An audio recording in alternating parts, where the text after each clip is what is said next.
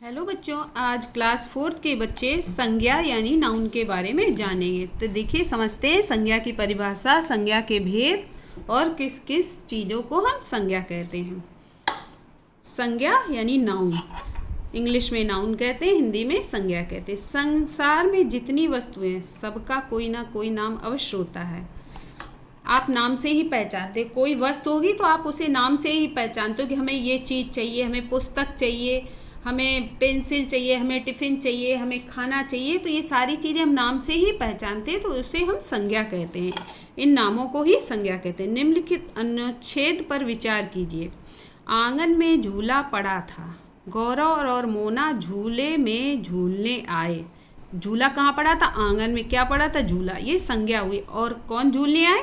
गौरव और मोना झूले में झूलने आए। तो ये सारी चीज़ें संज्ञा है। सबका एक ना एक कोई चीज़ नाम है। झूला पेड़ की ऊंची डाल पर पड़ा था, झूले में मजबूत रस्से थे। गौरव झूले में झूलने लगा, मोना उसे झुलाने लगी।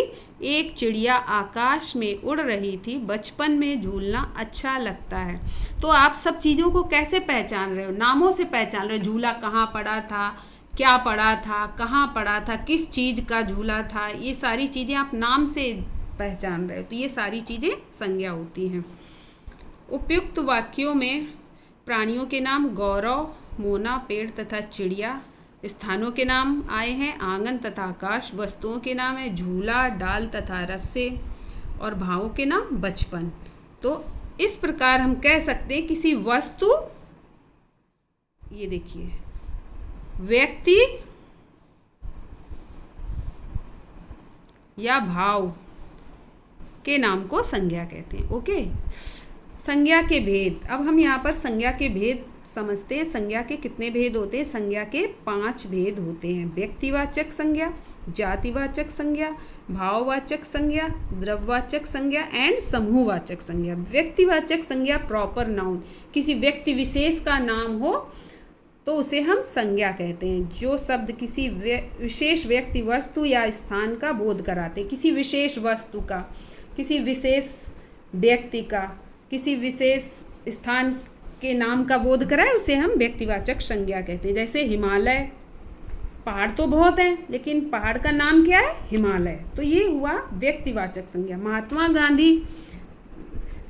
गांधी भी एक विशेष नाम है।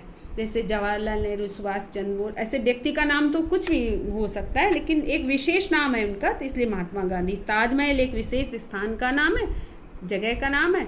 ऐसे बिल्डिंग तो बहुत सारी हैं लेकिन बिल्डिंग का नाम क्या है? ताजमहल। तो ये विशेष चीज़ हुई, इसे हम कहते हैं व्यक्तिवाचक संज्ञा। यहाँ हिमालय, महात्मा गांधी तथा ताजमहल क्रमशः विशेष स्थान, प्राणी तथा वस्तु का बोध करा रहे हैं। अतः ये व्यक्तिवाचक संज्ञाएं हैं। इसी प्रकार संसद भवन, कश्मीर, मध्य प्रदेश, लाल किला, चार मीनार, gateway of India, Jama Masjid, Shri Ram, Ganga आदि व्यक्तिवाचक संज्ञा हैं। ओके, जातिवाचक संज्ञा यहाँ पर समझेंगे। जातिवाचक संज्ञा किसे कहते हैं? जो शब्द किसी एक ही जाति के सभी प्राणियों, स्थानों या वस्तुओं का बोध कराते हैं, जातिवाचक संज्ञाएं कहलाती हैं। जैसे मंदिर, मंदिर बहुत सारे हैं तो कोई भी मंदिर हो उसे जाति। अध्यापिका, टीचर तो बहुत हैं, लेडीज टीचर भी, जेंट्स टीचर भी हैं, तो ये जातिवाचक। चट्टान, ओके, यहाँ मंदिर, अध्यापिका और चट्टान शब्द एक ही जाति की वस्तुओं तथा प्राणियों का बोध करा रहे हैं, अतः ये जातिवाचक संज्ञा है। इसी प्रकार लड़का, कार, बस, चिड़िया, शहर, गांव, पुस्तक, गाय, घर, बच्चा, मेज, कुर्सी, घोड़ा, पशु, भाई बहन, चिकित्सक, पक्षी आदि जातिवाचक संज्ञाएं हैं। भाववाचक संज्ञा किसे कहते हैं? Abstract noun. जो शब्द किसी व्यक्ति अथवा वस्तु के गुण, दोष तथा स्थिति आदि भावों को प्रकट करते हैं, भाववाचक संज्ञा कहलाते हैं। जैसे बीमारी, बचपन, गर्मी। यहाँ बीमारी, बचपन, गर्मी शब्दों से व्यक्ति तथा वस्तु के गुण, दोष तथा स्थिति का बोध हो रहा है, अतः ये भाववाचक संज्ञा है। इसी प्रकार सर्दी, प्यार, क्रोध, मित्रता, मूर्खता, ऊंचाई, गहराई, सुंदरता, अच्छाई, दुख, कमजोरी, चालाकी आदि सभी भाव हैं। ये हमारे जो भाव को व्यक्त करें तो वहाँ पर भाववाचक संज्ञाएं होती हैं। भाववाचक संज्ञाएं मन के भाव होते हैं, इसलिए ना तो हम इन्हें छू सकते हैं और ना ही इनके चित्र बना सकते, इन्हें केवल अनुभव या महसूस किया जा सकता है। द्रव्यवाचक संज्ञा, जो शब्द किसी धातु अथवा द्रव्य का बोध कराते हैं द्रव्यवाचक संज्ञा कहलाते हैं, जैसे हीरों का हार, तांबे की मूर्ति, आंवले का तेल।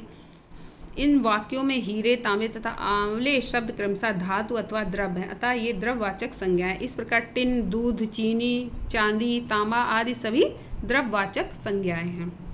समूहवाचक संज्ञा, जिन शब्दों से किसी प्राणी या वस्तु के समूह का समुदाय या बोध होता है उसे समूहवाचक संज्ञा कहते हैं। जैसे भारतीय सेना वीरता से लड़ रही है। अब सेना में तो बहुत सारे लोग होते हैं, ग्रुप होता है सोल्जर का एक, तो उसे हमें समूह होता है, ग्रुप यानी समूह होता है सोल्जर, तो उससे समूह का बोध होता है, तो समूहवाचक संज्ञा। अध्यापक कक्षा को पढ़ा रहा है, कक्षा में बहुत सारे स्टूडेंट होते हैं, ग्रुप में होते हैं। जो चीज़ें ग्रुप में हो, कोई वस्तु ग्रुप में हो या बच्चे ग्रुप में हो, व्यक्ति ग्रुप में हो, तो उसे समूहवाचक संज्ञा कहते हैं।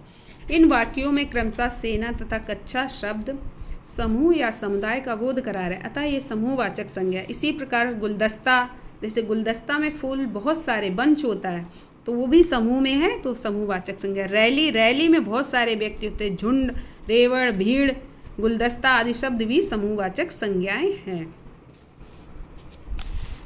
निम्नलिखित प्रश्नों के उत्तर लिखिए। आप इनको करेंगे, स्वयं से करेंगे।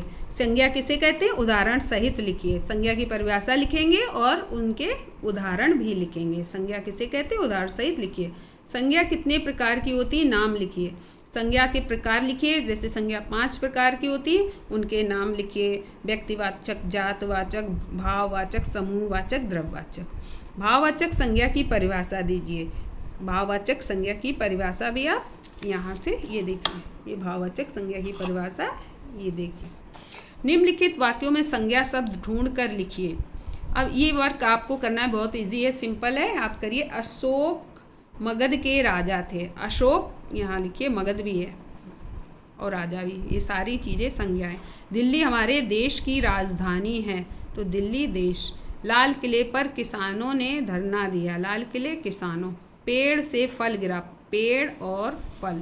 आकाश में 3 हवाई जहाज उड़ रहे हैं, आकाश हवाई जहाज। कक्षा में बच्चे शोर मचा रहे, कक्षा और बच्चे, ये सब विभिन्न प्रकार की संज्ञाएं। कक्षा तो हो गया समूहवाचक, और बच्चे। बचपन में गलतियां होना स्वाभाविक है, तो बचपन यहाँ भाववाचक संज्ञा है। निम्नलिखित शब्दों को उनके सही वर्ग में लिखिए। इसमें से आपको व्यक्तिवाचक, जातिवाचक, भाववाचक संज्ञा को छांटकर यहाँ पर लिखना है। व्यक्तिवाचक गांधी जी, यमुना, इलाहाबाद। जातिवाचक संज्ञा अध्यापक, बच्चा, देश।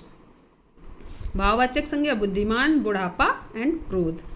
सही विकल्प पर राइट का चिन्ह लगाइए। वीरता शब्द किस प्रकार की संज्ञा है, व्यक्तिवाचक, जातिवाचक, भाववाचक या प्रश्नवाचक, भाववाचक। नदी शब्द किस प्रकार की संज्ञा है, जातिवाचक संज्ञा है, नदी। गुरु नानक शब्द किस प्रकार की संज्ञा है, व्यक्तिवाचक संज्ञा, व्यक्ति विशेष का नाम है।